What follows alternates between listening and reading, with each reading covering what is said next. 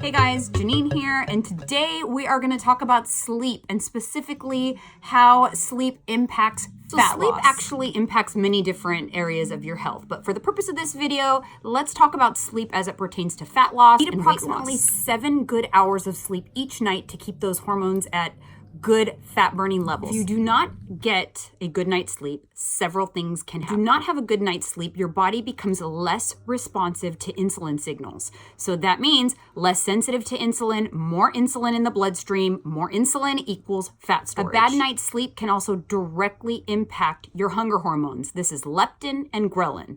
Your leptin levels will go down and your ghrelin levels will go up, which will cause increased hunger. You will be less satisfied. You will have very strong cravings. Have you ever noticed after a bad night's sleep that you're extra hungry? Another significant impact after a bad night's sleep is cortisol levels rise. Cortisol is the stress hormone, and if your levels rise, it actually can inhibit the fat burning ability of your body as well as increase the muscle breakdown. So you can actually be losing muscle and gaining fat when your cortisol levels are high. There has been many different studies on this topic, you guys. The people that have increased cortisol levels due to lack of sleep actually have increased muscle breakdown, less fat loss. So sleep is really, really imperative when you're in terms of fat loss. All of those hormones I just talked about are directly affecting your weight loss.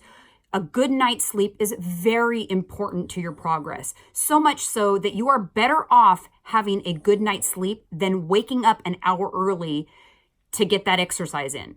So if you are sacrificing sleep to get a workout in, you might want to rethink your schedule. How much sleep is enough? On average, 7 hours of solid sleep is enough for most people. Some people need a little bit more, and some people can function off a little bit less. Really important to be in tune with yourself. Just like with anything else, everybody is a little different. So you have to figure out what that sweet spot is for you. What amount of sleep has you feeling the best? The way I really figured out mine is, when do I naturally wake up without an alarm? Because that is when I've had a sufficient amount of sleep. So for me personally, my sweet spot is 7.5 hours. With 7.5 hours, I feel great. All right, you guys, so one more little wrench in this. You may actually be getting less sleep than you realize. Before I purchased and started using and tracking my sleep with a Fitbit, I used to think that I was getting like 9.5 hours of sleep a night. So I would have thought that that was my sweet spot. But in reality, we are actually awake and asleep at several different cycles throughout the night. And the Fitbit really tracks that well.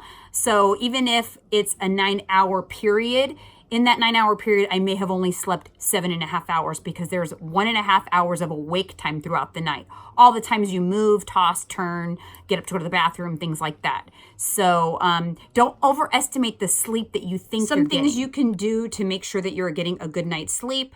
Incorporate melatonin into your routine. I take 10 milligrams of melatonin every night.